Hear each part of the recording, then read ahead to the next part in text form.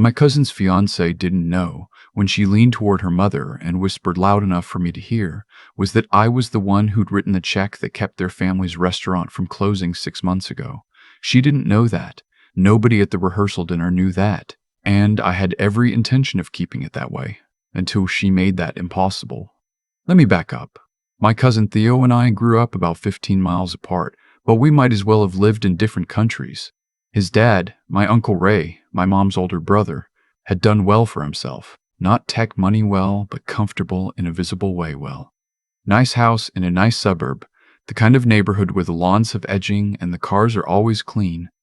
Theo grew up knowing that, knowing what things cost and what they signaled and who had them. My family was different. My dad worked road construction. My mom did bookkeeping for 3 small businesses out of our kitchen. We weren't poor, but we were the kind of family that clipped coupons without embarrassment and wore clothes until they actually wore out. When I was 12, Theo got a brand new bike for his birthday. I got a rebuilt one from a garage sale, and I was genuinely happy about it, which I think confused him. We were close enough growing up. Holiday dinners, 4th of July at my grandparents' place, the occasional summer week where we'd hang out at whoever's house had the better yard. Theo was fine. He was just shaped by different things than I was.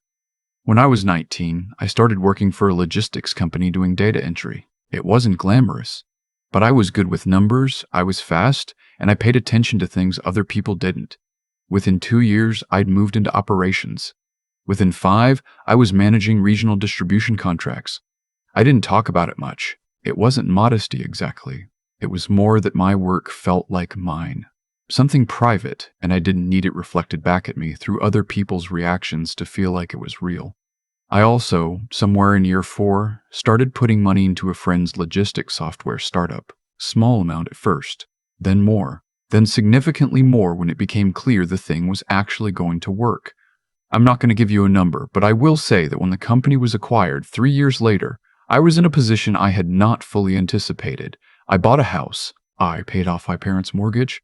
I started a small fund that quietly helped businesses in my region when banks wouldn't, and I kept going to work every day in the same kind of clothes I'd always worn because I didn't see any reason to change that. Theo didn't know any of this. My parents knew, broadly. My closest friends knew. My uncle and aunt did not know, and Theo did not know. So when he called me 8 weeks ago to tell me he was engaged and to invite me to the rehearsal dinner, which was being held at his fiancée's family's restaurant, I was genuinely happy for him.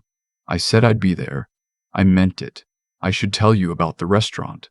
It's called Bella Courts. It's a mid-sized Italian place in a town about 40 minutes from where I grew up. The kind of restaurant that's been in the same building for 25 years and has regulars who've been coming since before the current owners took over. Theo's fiancée, Renata, is the daughter of the couple who own it, the Bellacourt family.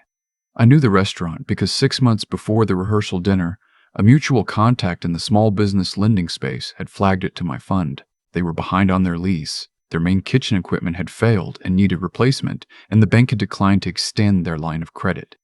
The amount they needed wasn't enormous, enough to cover the equipment and 3 months of operating cushion while they rebuilt their margin. My fund reviewed it, I approved it, and the loan went through a financial intermediary the way all my fund's loans do. Quiet. Paperwork only. The Bellacourt family received the money, got the equipment, kept the restaurant open. They had no idea who had funded the loan. That's by design. When I pulled into the restaurant's parking lot on a Thursday evening in October, I was wearing what I always wear to things like this. Dark jeans, a button-down, clean boots. I'd driven there in my truck, which is a good truck but not a new one. I looked like myself, which is to say I did not look like someone who owns anything in particular.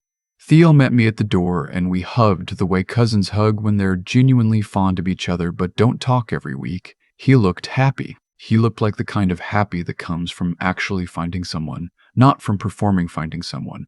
And I was glad for him. He walked me inside and I shook hands with his parents and with Renata's parents, Mr. and Mrs. Brane, Bellacourt, a warm man in his 60s and a very composed woman who clearly ran the front of the house and knew it. I told her the restaurant was beautiful. She smiled and said thank you in a way that meant it. Then Theo walked me over to Renata and her bridesmaids who were clustered near the end of the bar. I'd never met Renata. She was polished in a specific way, not unfriendly, but assessing. The kind of person who decides things about people quickly and files those decisions away. She shook my hand and said it was so nice to finally meet Theo's family. I said the same, and then she turned to introduce me to her bridesmaids, and that's when she got to her maid of honor, her older sister, whose name was Daphne. I don't know if Daphne had been briefed on me or had simply made inferences from my clothes and my truck in the parking lot, or some combination. But I saw something happen in her expression when Renata said my name. A kind of settling, like a file folder clicking shut. She shook my hand, said hi, and then turned away to continue the conversation she'd apparently been having before I arrived. Which was fine. I got a drink, I found a seat, I said hello to my aunt and uncle who were pleased to see me, and the evening got underway. The dinner itself was good. The food was genuinely good, actually. The restaurant deserved its regulars. I was seated at a table with Theo's parents, Renata's parents, and two other people from the wedding party I didn't know.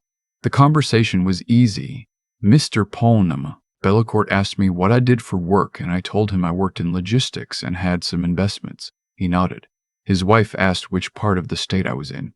I told her. The table moved on. Daphne was at the next table over. I noticed, maybe halfway through the main course, that she and two of the other bridesmaids were talking in the quiet, focused way. That means they're talking about someone in the room. I didn't know it was me until I caught the phrase. Not a whisper, not quite, but not meant to carry either. He came in that truck. I mean, Theo could have at least warned Renata about the family situation. One of the other women murmured something. Daphne said, "I'm not being mean. I'm saying she's going to spend the next 30 years having to manage the gap. It's exhausting before it even starts. The family situation. That's what she called it." I took a bite of my food. It was very good food. I thought about the equipment loan and the fact that the refrigeration unit it had paid for was probably running 20 feet from where I was sitting, and I didn't say anything. The dinner moved on. Toasts were made. Theo was earnest and kind in his toast about Renata, and I could see why he loved her. Her father got emotional in a way that was clearly genuine. My aunt cried a little. It was a good night taken as a whole, but then we were in the after-dinner standing around phase, the part where the tables had been cleared and people were finishing their drinks, and the conversations start to mix, and Daphne ended up near me at the bar while we were both waiting for refills. She looked at me. She had the particular expression of someone who has decided to be civil and wants credit for it. "So," she said, "logistics." "That's right," I said. She took her wine from the bartender. "Theo said you grew up pretty close to each other. It's sweet that he wanted you here." The way she said "wanted you here" was doing a lot of work. It was the tone of someone extending courtesy to a situation they find slightly inconvenient. I said, "We've always been close."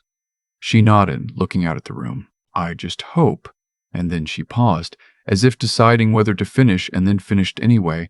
"I hope people understand what Renata is taking on. Merging families is complicated when everyone isn't quite at the same level."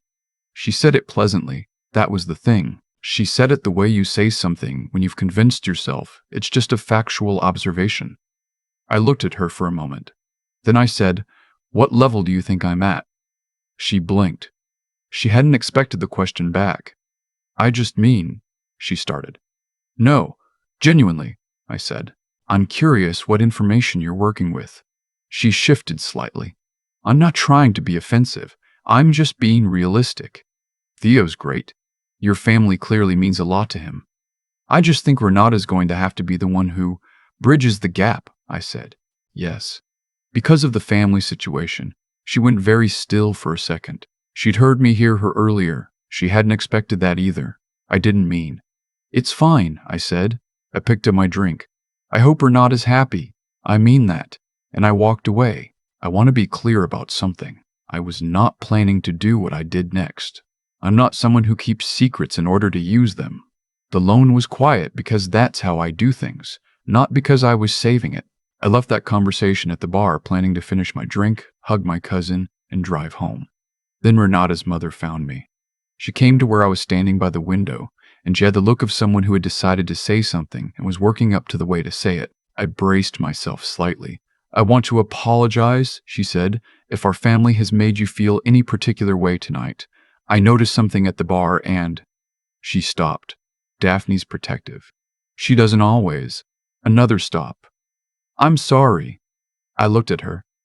She was sincere. She was genuinely embarrassed. You don't have to apologize for someone else, I said. Maybe not, but I wanted to. She glanced toward the kitchen. Can I ask you something personal? You said you're in logistics. You mentioned some investments. That's right. This is maybe an odd question, but have you heard of a fund called Meridian Bridge Lending? I looked at her calmly. I have. She studied me. They funded a loan for us earlier this year. We were in a difficult place. The banks had said no, and this fund, they said yes, and the intermediary told us it was a private fund. They never told us who was behind it. Her voice was careful. Is there any chance that you're connected to… Yes, I said. She didn't say anything for a moment. You saved this restaurant, she said, not dramatically, just factually, the way she'd said it in her own head, probably several times since the money came through. Your family saved the restaurant, I said. I just made a financial decision that turned out well for both sides. She looked at me a long time. I could see her recalibrating several things at once. Daphne doesn't know, she said. No. My husband doesn't know. No. Does Theo know? Nobody knows, and I don't need them to. I meant it. I still mean it now. She closed her eyes briefly. When she opened them, she said, I don't know what to do with this information. You don't have to do anything with it, I said. Theo loves your daughter. That's the only thing that matters tonight. She nodded slowly. Then she reached out and put her hand briefly on my arm and didn't say anything else and walked back toward the kitchen. I finished my drink. I went and found Theo and told him the dinner was wonderful and that I was really happy for him. He asked if I was okay. I think something in my face was off, and I told him I was great. I was just tired from the drive. He walked me out to the parking lot. We stood by my truck in the October air, which was cold enough to see her breath. I know she can be a lot, Theo said. He didn't specify who. He didn't have to. She loves her sister, I said. She does. He looked at his shoes for a second. You know I don't see you the way. I know, I said. The money stuff doesn't matter to me. It never did. I looked at him. He was telling the truth. He always had been. About that. I know, I said again. We hugged and I got in my truck and I drove home. Here's the part I've thought about most since then. Not what Daphne said. I've heard variations of that my whole life, from people who decided what I was before I'd finished saying hello. What I think about is Mrs. Bellecourt in that moment by the window, recalibrating. The way she looked at me differently, not because I'd become someone else, but because she'd finally seen something she'd been looking at the whole time without understanding what it was. That's not a good feeling, actually. Not in the way I might have expected. There's something in it that's satisfying for about 3 seconds, and then just becomes a reminder that the version of you that people see is mostly the story they brought with them. Daphne saw a truck and a button-down and drew a map. The map was wrong, but the confidence behind it was something she built over years. I'm not going to be the thing that dismantles that in a restaurant parking lot. What I'll say is this. 3 weeks after the rehearsal dinner, I got a handwritten note in the mail from Mr. Bellecourt. He'd found out from his wife. He'd clearly spent real time with the words. The letter was 4 paragraphs, and all 4 of them were trying to say something true. He thanked me, but that wasn't the main thing. The main thing was a line near the end that said, I've been in business for 30 years, and I have learned that the people most worth knowing are almost never the ones who announce themselves. I've read it probably 6 times. I keep it in my desk. Theo and Renata got married on a Saturday in November. The reception was at Bellecourt's, which had a full dining room and food that was even better than the rehearsal dinner, if that's possible. Daphne gave a toast that was warm and funny and made Renata cry. I sat at a table near the back with my parents, and my dad had the salmon, and my mom danced once with my uncle, and Theo looked like someone who had landed where he was supposed to land. At the end of the night, Daphne passed me near the coat check. She paused. Something in her face was different. Quieter, maybe. less certain of its own certainty. She said, "I hear you're in logistics." "That's right," I said. She nodded slowly, like she was choosing her next words carefully for once. "That's good work," she said. And that was it. She got her coat and I got mine, and outside the temperature dropped and the parking lot was bright with cold November light. My truck started on the first try. It always does. I sat there for a minute with the heat running, watching people spill out of the restaurant in their wedding clothes, laughing, looking for their cars, pulling coats tighter against the cold.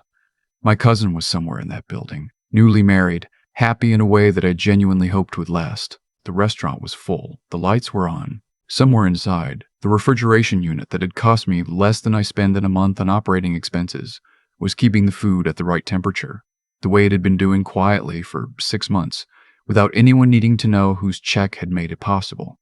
I put the truck in reverse, pulled out of the lot, drove home in the dark with the radio on low, which is exactly how I would have done it no matter what anyone had decided about me that evening.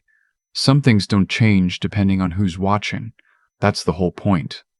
I've thought a lot about what Daphne actually saw when she looked at me that evening. A truck in a parking lot. A button-down that wasn't new. A man who didn't announce himself. She built an entire story from those details, and she built it fast, the way people do when they've had enough practice that it doesn't feel like judgment anymore. It just feels like reading a room. What I keep coming back to is this. The story she told herself cost her nothing to tell. That's the part that matters. It required no evidence, no conversation, no patience. Just a quick scan and a verdict. I'm not angry at her for it. I was for about 10 minutes in the parking lot. But anger at that kind of thing is like being angry at weather. It doesn't change the forecast. What I've learned, slowly and not always gracefully, is that the only real answer to being underestimated is to keep doing the work that makes the estimate wrong. Not to prove anything to anyone in particular, just to stay honest about what you're actually building and why. The fund I run doesn't have my name on it. That was a choice I made early and I've never regretted it. There's something clarifying about doing something useful without anyone knowing it was you. It strips out a lot of noise. You find out pretty quickly whether you're doing a thing because it matters or because you want to be seen mattering. And those are very different motivations that produce very different results over time. Mr. Bellecourt's letter is in my desk drawer. I read it when I need to remember why the quiet way is worth it. He wrote that the people most worth knowing are almost never the ones who announce themselves. I think he meant it as a compliment. I also think it's just true as a fact about how good work functions. It tends to show up in the outcomes rather than in the introduction. What I wanted for Theo was what he got. A wedding in a full restaurant with good food and his parents, and a woman he actually loved. What I wanted for the Bellecourts was what they got. Their building still standing, their regulars still coming, their family still in the business they'd spent 30 years building. None of that required Daphne to know my net worth. None of it required anyone to revise their opinion of my truck. The only thing that required anything from me was the decision, years ago, to keep going when the road construction and the bookkeeping and the rebuilt garage sale bike were all the context anyone had for what I might become. That kind of persistence isn't dramatic. It doesn't announce itself either. It just shows up day after day in the same quiet way until one November evening a woman who had decided exactly what you were looks at you across a coat check and chooses her words carefully for once. Theo looked happy when I left. That was enough. It was always going to be enough.